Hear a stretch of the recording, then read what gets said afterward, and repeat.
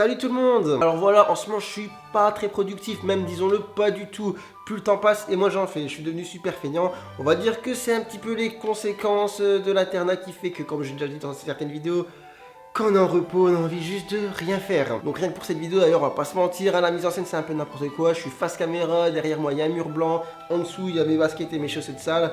Bon, faut m'excuser. Mais en tout cas, malgré ce manque de productivité, vous m'avez permis de dépasser les 10 000 abonnés sur YouTube. Et c'est pour ça que j'ai envie de faire cette vidéo un petit peu spéciale où j'ai envie de faire un petit résumé de 10 moments qui m'ont marqué sur les dernières années en médecine, que ce soit des bons, des mauvais, des tristes, des joyeux ou même des trucs super dégueulasses. Du coup, on va pas perdre de temps et c'est parti. Alors souvent quand les gens te demandent qu'est-ce qui t'a le plus marqué en médecine, ils aiment bien quand tu leur racontes une histoire bien dégueu. Du coup, on va commencer par ça. J'espère que ça va pas vous faire fuir. Mais bon, s'il y a un truc bien dégueu qui m'a marqué, et je pense que je suis pas le seul en médecine, c'est le moment où t'évacues un fécalome. Alors qu'est-ce que c'est un fécalome pour ceux qui savent pas? C'est une grosse merde, un gros caca bien dur coincé dans le rectum de quelqu'un. En général, ça arrive très souvent chez les personnes âgées et il faut toujours y penser devant un épisode de confusion. Donc quand une personne âgée qui arrive, qu'elle est confuse, il faut aller mettre un doigt et regarder s'il n'y a pas un fécalome. Quand on en trouve un, qu'est-ce qu'on fait? On l'évacue soit par des méthodes médicamenteuses, mais souvent ça marche pas forcément. Et quand c'est le cas,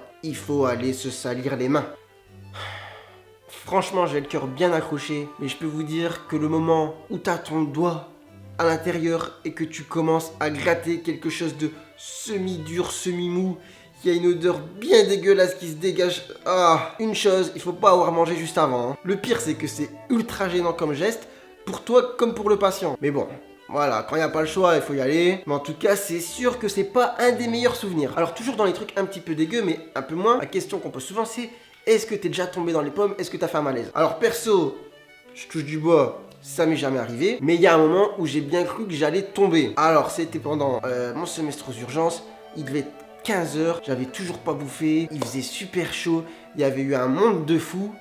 Et là j'ai été occupé avec une suture au niveau du crâne. Le patient, la patiente était tombée dans les escaliers, je ne sais plus, elle était carrément descalpée quoi. Donc le crâne ça faisait un clapet quoi, comme ça, tac tac tac. Et forcément, comme elle n'était pas arrivée tout de suite, tout le sang qui avait coulé entre la peau et le crâne avait coagulé, ça faisait une masse gélatineuse de confiture. Alors je peux vous dire que moi, avec la fatigue, la faim, la chaleur, quand j'ai vu ce truc, en plus ça pue le sang coagulé, il fallait le gratter, l'enlever et puis ensuite suturer le lambeau de peau quoi au crâne. Alors clairement j'ai commencé à avoir les petites gouttes là de sueur froide qui coulent dans le cou. À un moment je me suis dit, j'ai posé le truc, j'ai dit respire, ventile. Après tout doucement ça s'est fait, je suis pas tombé dans les pommes, mais vraiment à ce moment j'ai senti que j'étais en train de partir. Bon allez, je vais changer de registre parce que je sens qu'il y en a pas mal sinon qui vont quitter la vidéo, qui vont gerber leur petit déjeuner. Je vais vous parler d'un truc super impressionnant qui m'a marqué. J'étais en chirurgie pédiatrique dans un service vraiment le top du top. Et du coup je me suis retrouvé à aller en réanimation néonatale,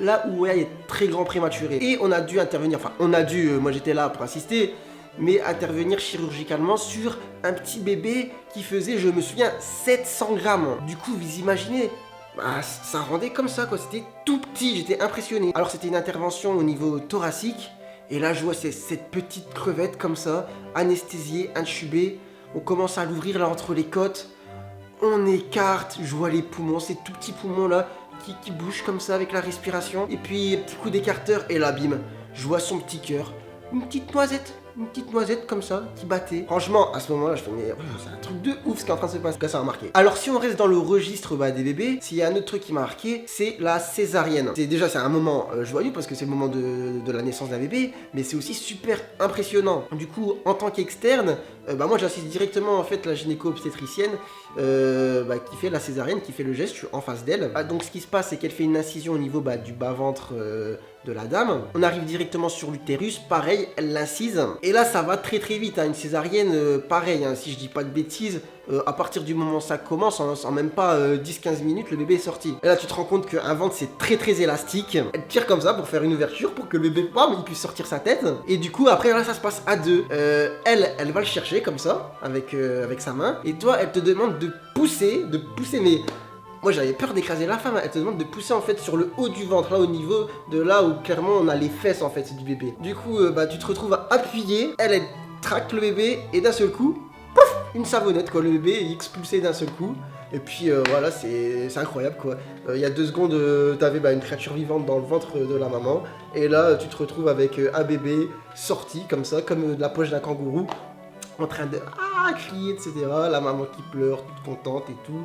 Donc c'est impressionnant tant sur le plan technique qu'au niveau, voilà quoi, humain, c'est quand même une scène de la vie fascinante. Bon, là on vient de parler de la naissance, de la vie, c'est beau, c'est magnifique, mais forcément en médecine, il y a la mort qui est très présente. Du coup, bon, je vais pas entrer dans les détails, je vais pas non plus vous en parler avec un air dramatique, mais je vais vous raconter une nuit qui m'a marqué quand même. Je faisais une garde avec le SMUR, le SAMU, et il y a eu plusieurs sorties dans la nuit, mais il y en a eu une où c'était un arrêt cardiaque au domicile. En plus, moi, c'était le premier que je voyais. Et donc, forcément, on arrive sur place, c'était dans une petite chambre. Il y avait déjà les pompiers qui étaient sur place. Voilà, avec le médecin, l'infirmier du SMUR, c'était assez impressionnant. Et puis moi, c'était la première fois que je massais. Je me souviens, ça a duré une demi-heure. En plus, c'était en plein été, il faisait super chaud. Enfin, moi, je massais, j'avais les gouttes quoi, qui coulaient. Quoi. C'était hyper physique. Malheureusement, bon, au bout d'une demi-heure du massage, voilà, ça n'a pas été suffisant, donc la personne est décédée. Donc ça a quand même marqué quoi, premier arrêt, premier massage, qui s'ensuit un décès. Dans la nuit, d'autres sorties se succèdent, et dans la même nuit, on est intervenu sur une noyade. Donc pareil, on a sorti une personne de l'eau, et du coup forcément quand on l'extirpe et qu'on la met sur le bas-côté, là tu vois une personne noyée. Je ne vais pas entrer dans les détails physiques, mais le visage c'est marquant quand même. Ça m'a pas traumatisé, mais je sais que sur certaines personnes quand même, ça peut avoir un impact important au niveau mental, hein. C'est pas rien ce qui s'est passé cette nuit. Voilà, et après tu dis que le lendemain, tu dors quelques heures et puis tu retournes dans tes bouquins, tu révises, donc enfin bref, voilà. En tout cas, moi, c'est resté dans un coin de ma tête, ça m'a marqué, donc c'est pour ça que je vous en parle. Alors bon, il y a quelques secondes, je vous ai parlé un peu des cours, des révisions, donc on va faire une petite déviation comme ça, et je vais vous parler un petit peu de cette partie cours, deux choses qui m'ont marqué. Donc forcément, il y a ma PACES, la première année, là où tu passes ton concours, moi je l'ai raté à 27 places la première fois. Alors, sachant qu'on était plus de 2000 à le passer, donc moi, sur un numérus qui était à 460, je pense, un truc dans le genre, je suis arrivé à peu près 490. Enfin, j'étais bien dégoûté, bien déprimé. Du coup, forcément, petite parenthèse, message à ceux qui viennent de le passer, qui l'ont raté, ou ceux à qui ça va arriver dans les années qui viennent. Voilà, découragez pas. Au final, j'étais plus que motivé la deuxième année, je suis arrivé dans les 100 premiers. Premier examen de l'année suivante, quoi. Du coup, voilà, ça s'est bien passé. Et après, pareil, est-ce qu'il y a eu d'autres petits échecs comme ça dans les études? Forcément, les rattrapages, ça aussi, ça te pourrit un été. J'ai eu de la chance, ça m'est arrivé qu'une seule fois. J'étais en 4e année. Là, tu t'écopes rattrapage et putain, là, tu vois tes potes qui en ont pas. Dans leur tête, eux, ils sont dans l'année d'au-dessus. Et toi, pendant tout l'été, t'es en stand-by. Tu révises des trucs que t'as déjà vu, revu. Avec le stress de passer un examen en septembre, de dire est-ce que je passe pas. Franchement, c'est chaud, mais bon, c'est tout, hein, c'est la vie, puis ça m'est arrivé qu'une fois, donc ça ne peut que te rendre plus fort. Bon, ça avance, hein, au final, on est déjà à 7 histoires, je pense, donc allez, plus que 3, et puis je vous laisse tranquille. Donc là, qu'est-ce qui me vient à l'esprit? Ouais, petite histoire coup de gueule quand même. Alors, je me souviens que j'étais externe, je faisais une garde aux urgences, donc on était en pleine nuit, il était 2-3 heures du matin, et là, il y a un petit qui arrive pour une plaie à suturer tout simplement, donc histoire banale, hein. Sauf que là forcément c'était pas le petit qui posait problème, mais c'était l'entourage, les accompagnants qui étaient super agressifs. Donc moi, comme je vous l'ai dit, déjà il était 2-3 heures du matin, je devais suturer un petit qui était en train de pleurer, qui était très agité, donc rien que ça c'est pas facile, mais à la limite ça c'est gérable. Mais par contre le comportement de ceux qui étaient avec, voilà, c'était chaud quoi. Ils étaient super agressifs en faisant comprendre clairement, tu fais pleurer mon gosse, tu lui fais mal, je te défonce. Donc au final ça s'est bien passé, j'ai réussi à faire la suture, le petit a été suturé, il est rentré chez lui, mais voilà, ça m'a marqué quand même, et je sais que c'est pas un comportement anecdotique. Donc voilà, moi j'ai envie de dire, s'il y en a qui regardent cette vidéo, même si vous ramenez quelqu'un pour qui compte beaucoup pour vous, votre enfant, votre femme, votre parent, que vous êtes inquiet, il faut pas décharger votre inquiétude sous forme comme ça d'agressivité, de colère envers les soignants, ça sert absolument à rien et c'est néfaste. Voilà, j'aurais très bien pu perdre mes moyens, faire une bêtise. Voilà, heureusement ça s'est pas passé comme ça. Mais en tout cas, voilà, j'en garde pas un bon souvenir. C'est un souvenir comme ça qui traverse l'esprit, mais tu sais que ça existe. Et ça fait chier quand même de savoir que Là, peut-être au moment où je suis en train de vous parler, sur une garde avec un interne ou quoi, dans un des services d'urgence, il y a quelqu'un qui en prend plein la gueule alors qu'il est en train de faire, clairement, il est en train de bien faire son taf.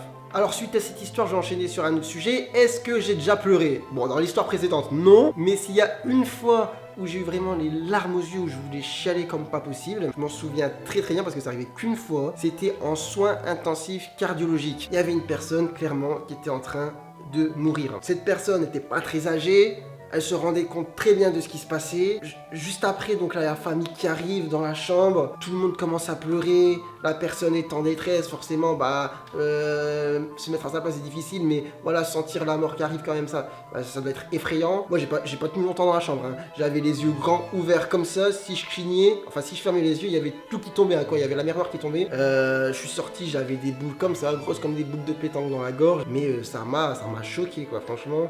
Je m'en souviendrai tout le temps. Et ouais, c'était dur, franchement. Bon, allez, maintenant pour changer de sujet et finir en beauté, on va finir avec une histoire romantique, très romantique. Donc, c'était dans le cadre d'une consultation, un homme qui venait avec sa femme, un couple de personnes âgées, plutôt même très âgées, je dirais. Et sur les deux, on avait la dame en fait qui perdait son autonomie. Et forcément, le seul aidant, c'était son mari. Comme je disais, une personne âgée, très fatiguée. Donc, c'est lui qui faisait tout, qui s'occupait d'elle et qui même voilà quoi, changer sa femme vu qu'elle était plus propre. Donc c'est vachement difficile pour une personne de son âge. Donc il y avait eu des démarches qui avaient été faites pour institutionnaliser la dame. Donc il y avait une place qui avait été trouvée. Mais en fait, au dernier moment où ça devait se faire, voilà, le monsieur avait refusé. Et en discutant avec le médecin, il disait, voilà, clairement, c'est pas possible. Moi, ça fait plus de 60 ans que je suis marié avec ma femme. Je suis épuisé à faire ce que je fais, à devoir m'occuper d'elle, à changer tout. Mais en gros, si je dois mourir en faisant ça, que ça se passe comme ça. Mais vivre seul, sans elle, c'est pas possible. Donc waouh, franchement, moi ça m'a ému, je trouvais ça beau, magnifique, hein, ce qu'il disait. Et ouais, ça a été une belle leçon de vie. Donc comme quoi en médecine, on apprend beaucoup de choses dans les livres, mais on en apprend aussi beaucoup, voilà, avec le contact avec les patients. Et en tout cas, c'est une histoire qui m'a marqué. Voilà les amis, cette vidéo est terminée. Désolé si elle était peut-être un petit peu longue, mais en tout cas moi ça m'a fait plaisir de vous la faire. Si elle vous a plu, n'hésitez pas à la liker, la commenter, la partager. Et puis surtout merci à vous pour m'avoir permis de dépasser le cap des 10 000 abonnés sur YouTube. Sur ce, moi je vous dis à très vite et à très bientôt pour de nouvelles vidéos. Ciao ciao.